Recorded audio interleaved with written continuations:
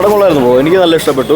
പിന്നെ not every one's cup of tea എന്ന് പറയില്ല, എല്ലാവർക്കും ഇഷ്ടപ്പെടണമെന്നില്ല. സ്പീൽബർഗിൻ്റെ പടങ്ങൾ അങ്ങനെയാണല്ലോ. ഇപ്പോൾ വാർ ഓഫ് ദ വേൾഡ് ആയാലും എല്ലാവർക്കും ഇഷ്ടപ്പെടണമെന്നില്ല. അപ്പോൾ അതുപോലത്തെ ഒരു മോഡിൽ തന്നെയാണ് ഇത് പോകുന്നത്. ഒരു സിനിമ പേര് പോലെ തന്നെ ഒരു ഡിസ്ക്ലോസർ ഡേ, ഒരു മെയിൻ ഇവൻറ്റ് ഡിസ്ക്ലോസ് ചെയ്യുന്ന ഒരു സിനിമയാണ്. പിന്നെ എന്താ പറയുക, നമ്മുടെ ഏരിയ 51 അങ്ങനത്തെ പരിപാടി അതിനെല്ലാം എക്സ്പോസ് ചെയ്തിട്ടുള്ളൊരു കാര്യം. കൊള്ളാം, മൊത്തത്തിൽ കൊള്ളാം. ലാസ്റ്റ് 20 മിനിറ്റ് പടം നമ്മൾ നല്ല രീതിക്ക് അങ്ങ് എൻഗേജ് ചെയ്ത് പറ്റിയിട്ടുണ്ട്. അപ്പോൾ അത് കാരണം തന്നെ നമുക്ക് ഓവറോൾ ഒരു സാറ്റിസ്ഫാക്ഷൻ കിട്ടും. പിന്നെ പ്രശ്നം എന്ന് വെച്ചാൽ ഈ പടത്തിൻ്റെ മേജർ പോർഷൻസിൻ്റെ ട്രെയിലറിൽ റീസെൻ്റ് കാണിച്ചിട്ടുണ്ട്.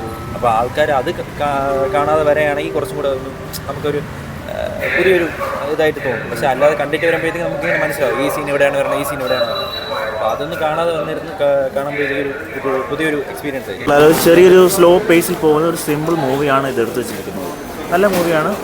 വലിയ നമ്മൾ ഈ റെഡി പ്ലെയർ 1 അല്ലെങ്കിൽ പുള്ളിക്കാരുടെ മുമ്പത്തെ പടങ്ങളെ പോലെ നോക്കണ്ട, വളരെ സിമ്പിളായിട്ട്